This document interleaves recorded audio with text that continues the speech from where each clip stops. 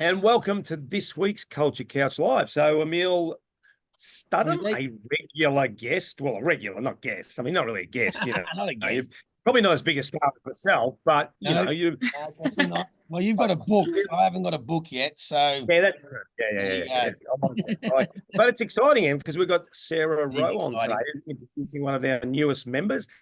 Sarah's been doing a lot of work with us in keynotes and obviously attending workshops in Melbourne and got an amazing story. So, Sarah, what I like the guest or the PBD guest to sort of tell their story themselves. So, a bit of background on yourself. And we were just talking about Ireland and the All Ireland final that I attended with Ty Kennelly. And I might say, Sarah, that I was uh, played at Dublin and Croke Park back in 1988 as well. So I've got Irish heritage, not as strong as yours, but a little bit of an Irish heritage as There well. we go. So tell Yeah, us a bit about yourself.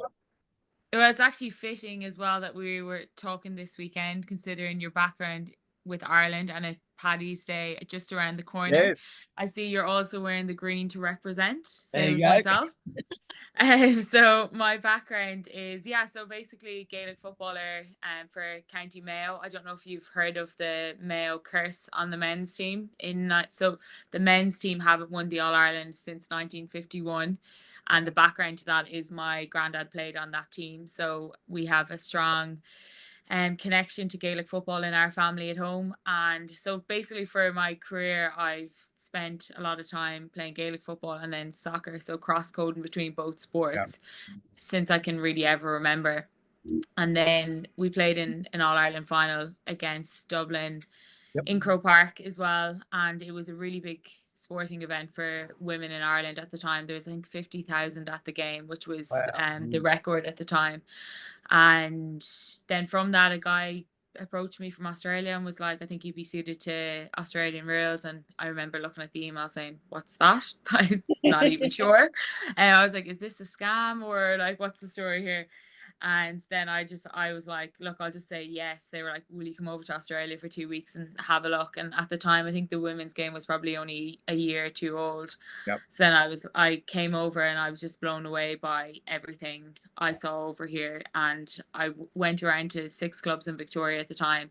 And I suppose got a feel for the different clubs, Melbourne, North Melbourne, Geelong, and just checked out the environments. And then Collingwood was probably the first club I walked into and was the one that felt right at the time, and decided to come out. And then obviously that came with a lot of challenges in terms of like you're learning a new sport, a new culture, you're used to things being done a certain way in Ireland even versus Australia, and then walking into a new team environment. So probably leads me to my interest in culture and my interest in team, and how coming from an amateur sport to professional, and like the dynamic shift there as well. And so that's basically it. And then last year I went back to play soccer after a while. What about, because you're back, I was going to ask you that, because then we'll get into, like you said, it's an amazing background. I love your story. It's a really cool story. And what about in Ireland?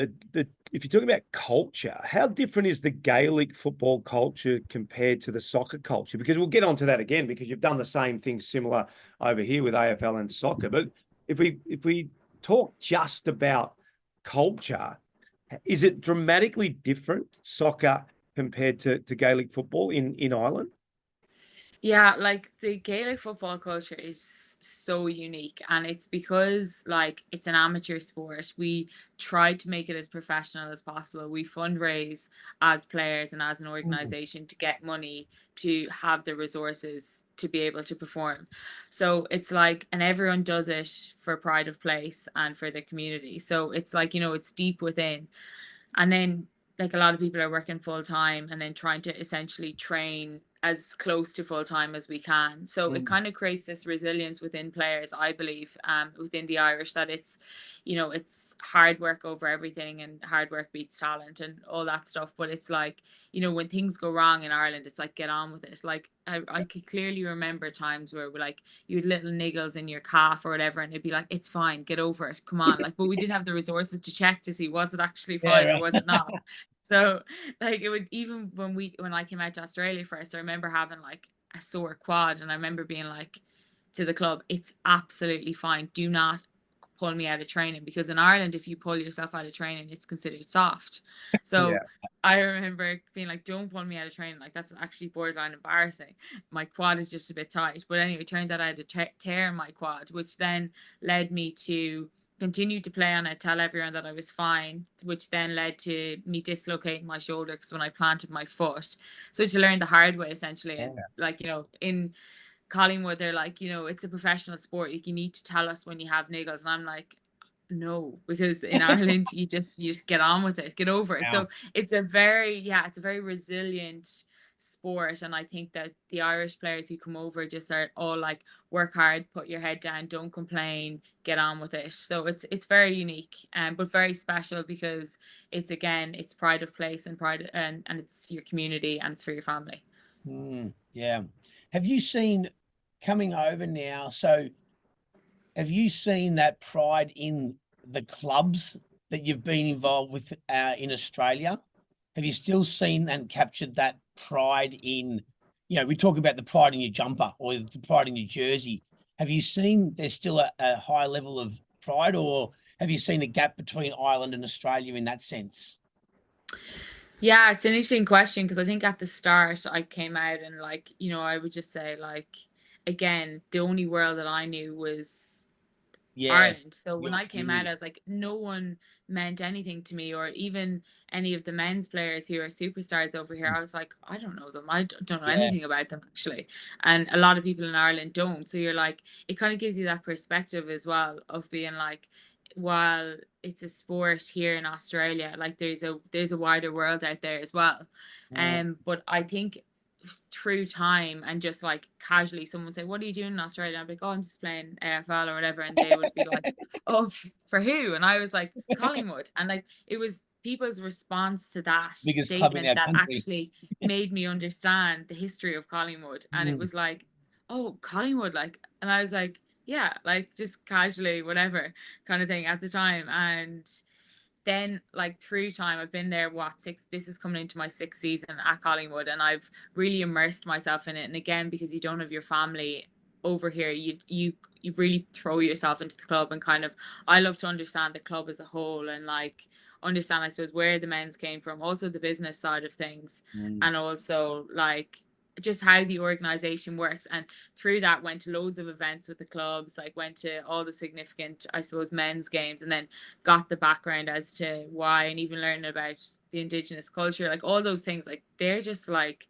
that's all like double Dutch to me. Like, I haven't a clue. I've never heard of any yeah, of this stuff before. So now I feel like I have a proper understanding of the place and feel very settled here. But yeah, definitely when I was coming over at the start, I was like, I had no idea. But I think even last year, watching the boys win the grand final was like, you know, it really felt like a really important place to me now. But at the start, something's not important to you until you spend time in it, yeah, until you yeah. take That's the time to interesting. care. And I now care loads.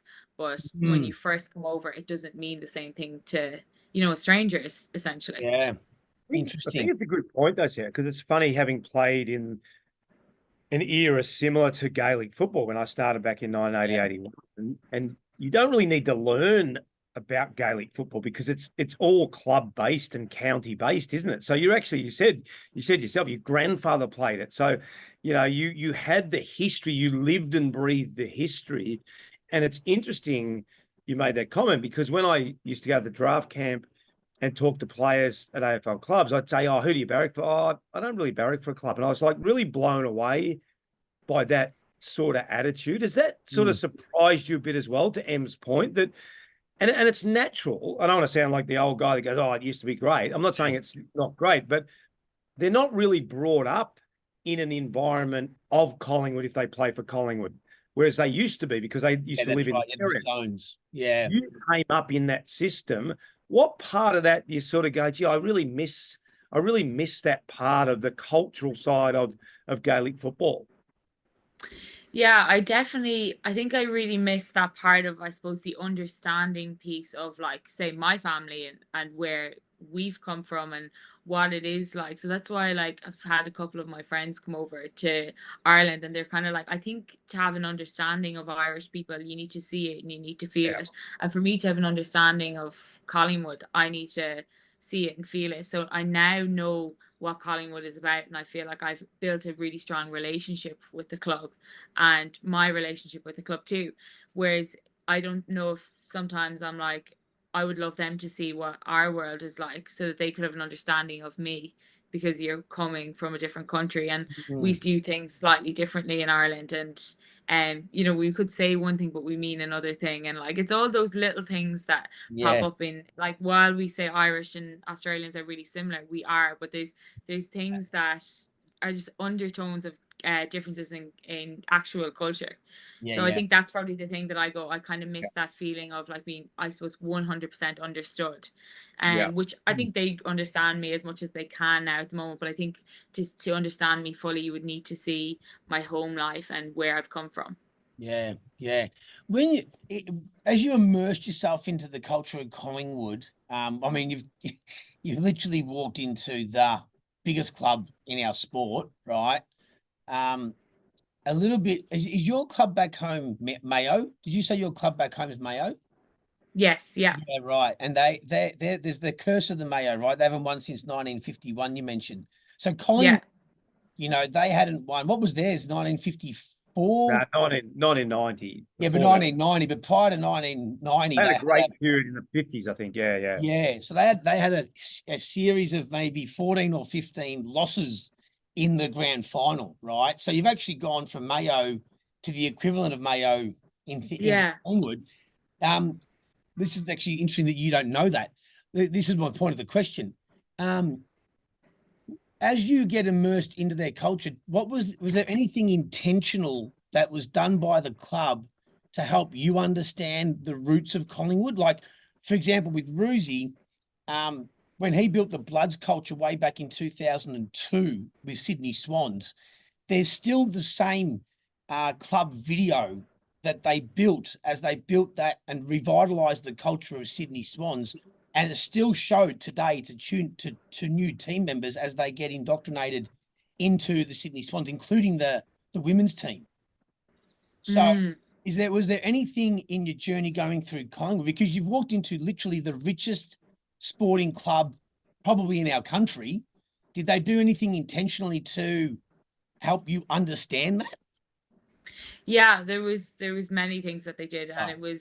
it was things like, well, Eddie McGuire took a lot of time, sat down with me and explained to me what this Wow. was all about. And at the time, he asked me to go to the president's function when I'd first came out, and he was really good at just explaining to me the significance of it, and obviously his own love for Collingwood. You could Yeah. feel it off him, and the passion about the way he spoke. And then Nick Maxwell as well was really influential at the start for me as well, and he still is. I actually work with his company Eclar now as well, so like that relationship has continued.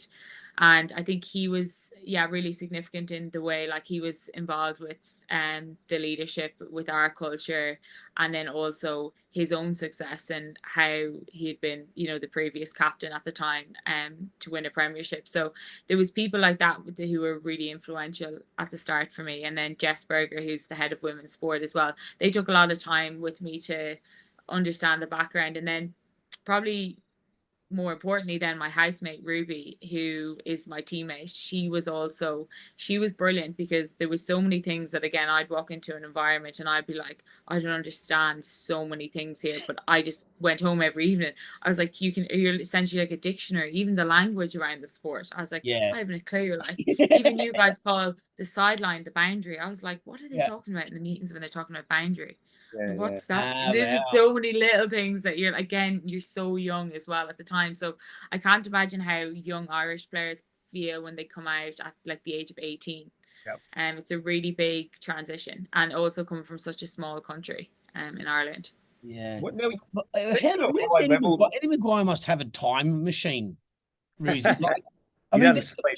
to Yeah, talk he's about always. care and time, like we have our, you know, our trust model is missing the C of care, and care is time, right? Like you build so much trust when you give people quality time, right?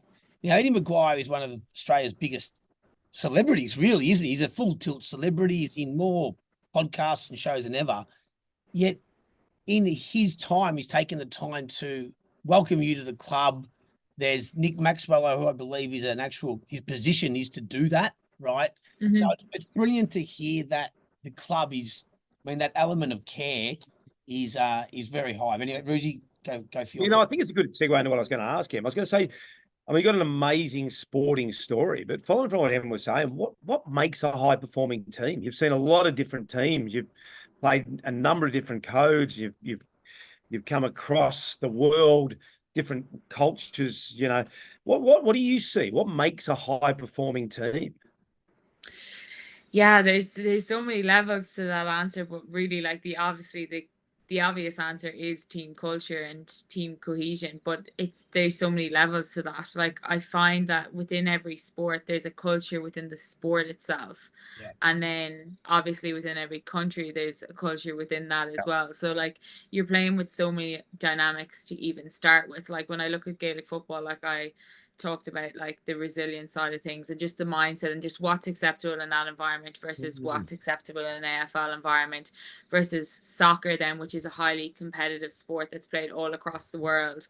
And when you dip into soccer, in say playing soccer last year with Melbourne Victory in Australia versus what soccer is like in Ireland, and resources and all those things, there's so many levels to it. But like, when I suppose if I was to combine it all together and kind of go, what makes a successful team? Like, for me, it's like, has to start from the top down as well. I think that a lot of problems if behaviors are, brushed over, or things are kind of, oh, we'll deal with that again, or like that kind of situation, that can really fester into the players. If there's a disconnect between coaches, then that also comes on to the players as well. But through the teams that I've had most success with, which was the Irish soccer team and Mayo Gaelic team, and then I suppose our most successful year with Collingwood, it was that we had really strong principles, behaviors and morals, I suppose, from the top, that then were filtered down to the players, and then we had to live and breathe that. Like, I remember at the Mayo, at the time when we got to the All Ireland, like the year prior, we had kind of cultural problems, and we kind of just said, like, small changes but remarkable results, essentially. Like, we just said, no more small conversations outside training about anything related to training. Like, it's clear on and off button, and that really changed a lot of our culture at the time. And we made a joke about it, but we all really bought in. And then our soccer team, we had an amazing manager called Dave Connell, and then his assistant coach was an extremely smart tactical coach. So we had, like, he was the people's person, then he was the tactical brilliance, I suppose, behind it. And we kind of played on the emotion that we were Irish, and that while we were never going to be as talented as some of the other nations like Spain, Portugal at the time, who were the best in the world, England, we beat all three of them but it was purely on the fact that we were Irish, we were hardworking, we'd always beat them on that. So we lived off that. And then when you look at then Collingwood that year as well, again, it was very strong. I think it was behaviors. It was just in every single thing we did, though. And that is it. You have to live it and breathe it, and you can't take shortcuts with culture, I believe.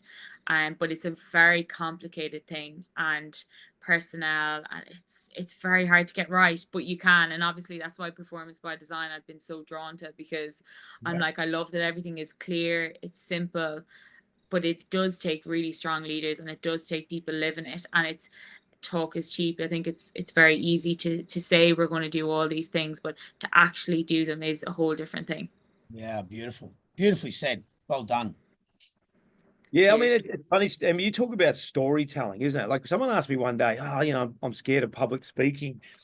And I said, mate, you've got a great story. It's a bit like listening to the story now. Just tell your story. Like, that's what I'm excited about, Sarah, because, someone, as I said, I always get asked about, I think the number one people's fear is like 70% of people, it's public speaking. Yeah, number two is dying. So people would rather be in the casket than giving the eulogy. So that's the very Seinfeld thing. But what I love about Sarah is the story. Like, it's a really compelling story, isn't it? Like, it is. Living and breathing, and because it's hard. I would say it's hard to put old head on young shoulders. But Sarah, you've got a really good experience behind you, so it's exciting. It's exciting for us at PBDM, isn't it, to have someone Sarah's experience come on board. Love it. Absolutely love it. Well done. Great intro. Yeah, but look, no, I on. no, I think. Sorry, go on. Yeah, you go. Yeah. No, I think that to your point about that, I think when you talk about your story, it's really easy to talk about your story, but it's just what I'm doing. You know, for me, it's just like that's just what I'm doing, and I do think that like I learn most from the people above me, and I love picking the brains of people like who have done it before and like what they've learned. I think like, you know, your parents are your greatest teachers, your grandparents are your greatest teachers. So for me, I just feel like I always like to try stay like curious and talk to people who've, I suppose, gone before, because I feel like you guys know an awful lot more than me. I'm just living it at the moment. I'm just, you know, trying to get through every day. Yeah, it's awesome to have you on board. It's a great Please. story. I mean, you know, and the connection that I have is strong with Tig. And as I said, I went to Ireland and to see one of the great sporting moments for me was when I went back and watched Tig Kennelly play in the All Ireland final. Like I was just so excited for him. Going back, working his way in the team, and then winning on that day at Croke Park. You know, sitting in the grandstand, and there is. You're right. The Irish, just the hard work. I remember when I went to, I don't know, I told you the story. I went to Ireland first time, and I'm like, we went to this little country town. There must have been 100 pubs there. Like it's just it's unbelievable. I'm like, Yeah. There's a like pub for every Tuesday family. night. Someone said, "Oh, we're going to have a drink." I'm like, "Where do you drink on a Tuesday night?" I said, that bar. There's that bar. There's that bar. There's that bar. There's that bar. It's just such a cool place there. It's we work hard, play hard. That's Yeah. what we're about. No, it's a great place. I love Ireland and got a strong connection, as I said. So, Sarah, thanks very Welcome to much the for team. Well sharing done. your journey, and we're looking forward to spending a lot more time with you. So thanks a lot. We'll see you next time on the Culture Couch. Thanks, Sarah. Thank you, guys.